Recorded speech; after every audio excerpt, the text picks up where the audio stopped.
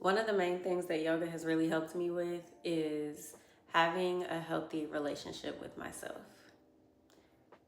It's so much less about flexibility, getting into a right pose or posture. It's that too, but the main thing is my relationship with myself, how I feel about myself, how I think, feel, and act in this world.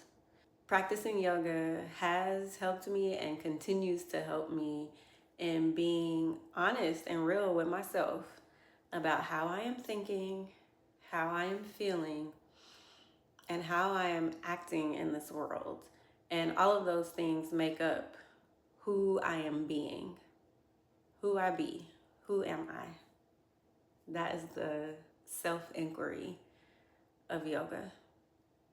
I want to read this passage from the Upanishads, one of yoga's texts. And this is getting to a bit about how yoga really helps us with our relationship with ourselves, how we see ourselves. It says, this is in the Isha Upanishad, it says, the self, capital S, is everywhere. Bright is the self, indivisible, untouched by sin, wise, immanent, and transcendent.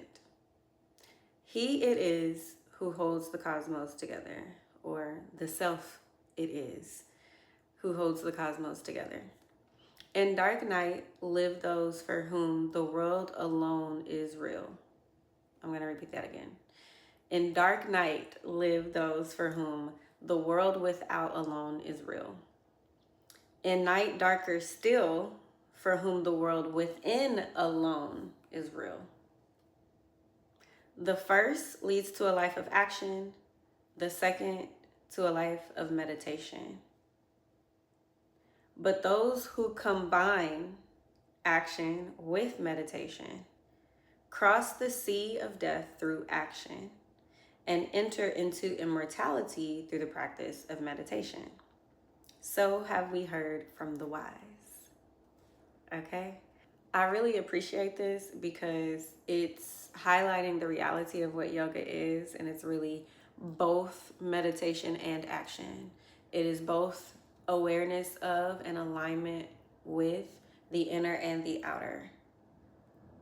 So it's not all quiet, be still meditation. That is part of it. That is a big part of it. And for most of us, when we're starting, that's what we need to focus more in on because that's what we're not practiced in yet. So there's a lot of emphasis on the just be still, just take a beat, take a breath, go within, tap into what's real on the inside, right? And from that foundation, we also must exist in this world. We do exist in this world. And so the action is that part of engaging with the outer world as well. And the meditation is engaging with the inner world. And we as yogis, as practitioners of yoga, it's about both. It is about both. So how do we combine these things? Well, in our practices of yoga, which can be in isolation or on our mat and in our self-practice, and we can practice yoga practices out in the world. You can practice mindfulness and awareness and presence if you're standing, waiting for your food or whatever, or when you're in conversation with someone, or when you're driving in your car. You can practice these things even while we are engaged in the world. And I believe that's what the asana practice, the physical practice, is really meant to do. It is to combine how can we be in action, in movement, in the body and the physicality of things, while also being present and aware and established in our inner being. It's the combination of both. We are both flesh, bone, and blood, and spirit and breath. We are both tangible and physical, and we are also non-tangible and non-physical. We are both while we are here in this body.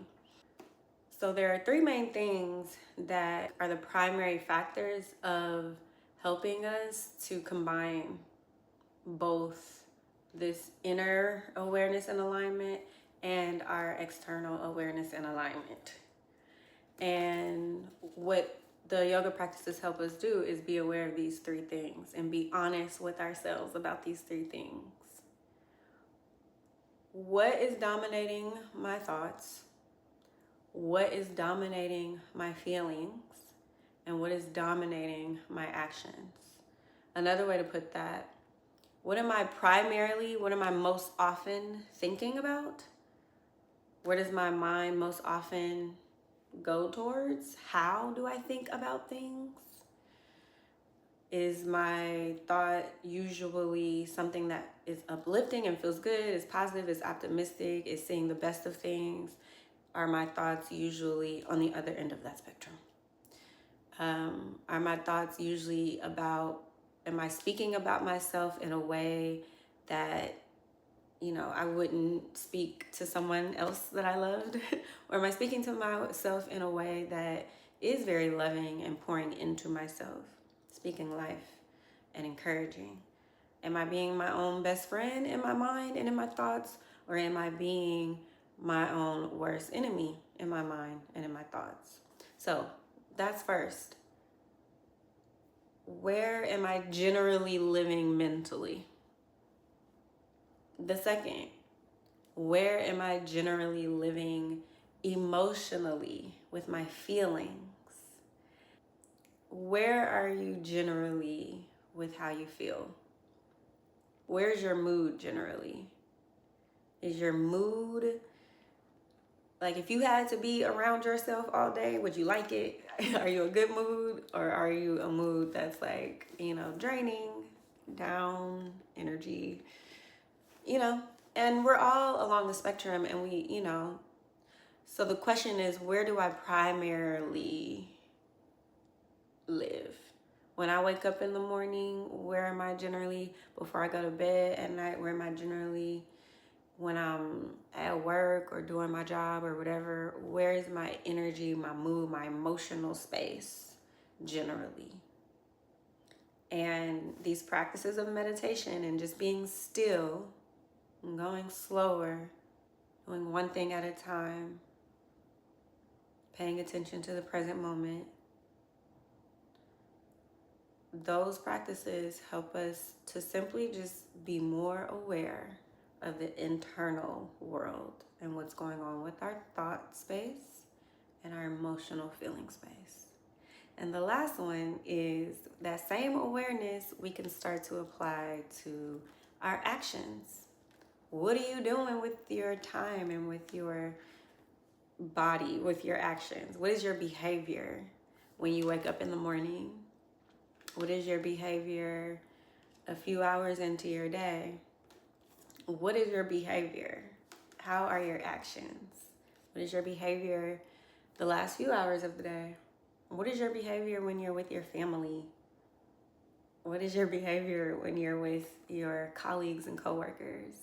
What is your behavior with anyone that you live with, anyone in your home space?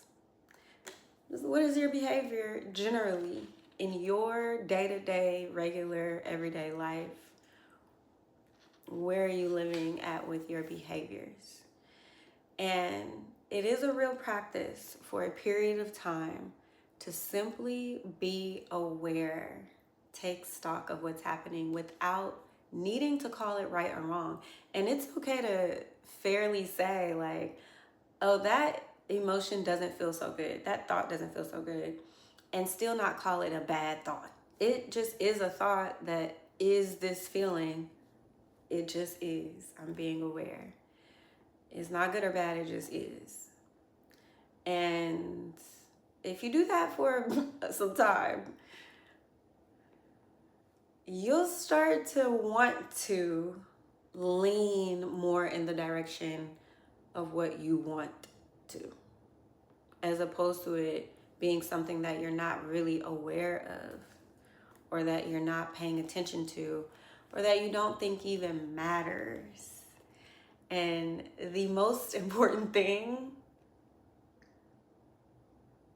is those things. That's who you are. What you're thinking, how you feel, and what you do. That is your existence. That is your life. And so these practices can help us be more comfortable and in tune and align with what's going on in our internal space, how we're thinking and feeling, and with our external world and what we're doing and how we're being in this world. Okay, so I want us to end with a practice. It's going to be a meditation practice, and this is great because if you are new to yoga, which apparently is my specialty, is welcoming and inviting people who maybe haven't started yet or who are new to starting and might be unsure about some things. I'm here to tell you, if you feel in the call to do it, just do it. And start small and stay consistent. Start small and stay consistent. Start small and stay consistent. So this, right now, you can start small with these next 5 minutes. I'm going to guide a sound meditation. I have a sound bowl here and some chimes. So find a comfortable position. You can lay down if you want. You can sit up. You can lean up against a wall or something if you want. Just let your body be comfortable so you don't have to think about your body. Once you have found your comfortable position,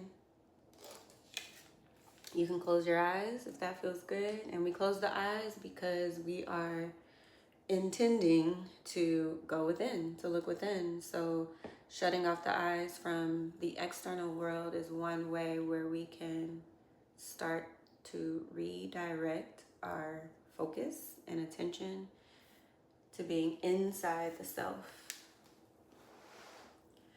Take a full breath in through your nose.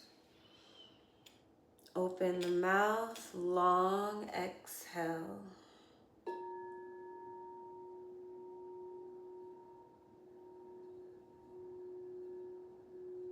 Continue breathing through the nose. You can keep your lips sealed.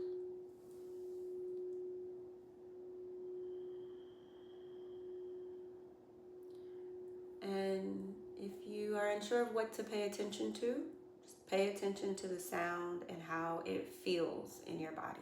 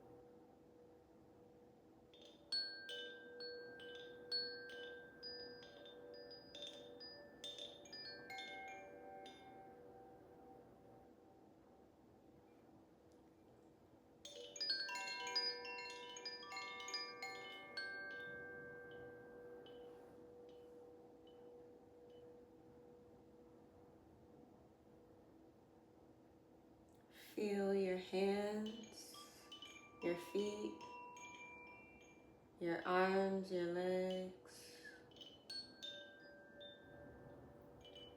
And just notice the feeling in your body.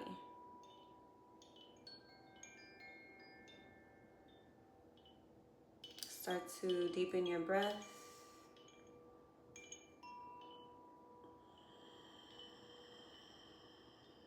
You can blink open your eyes.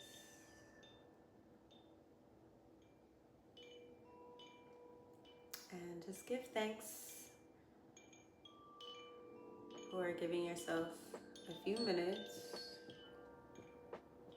to tune in to your inner world and nurture your relationship with yourself.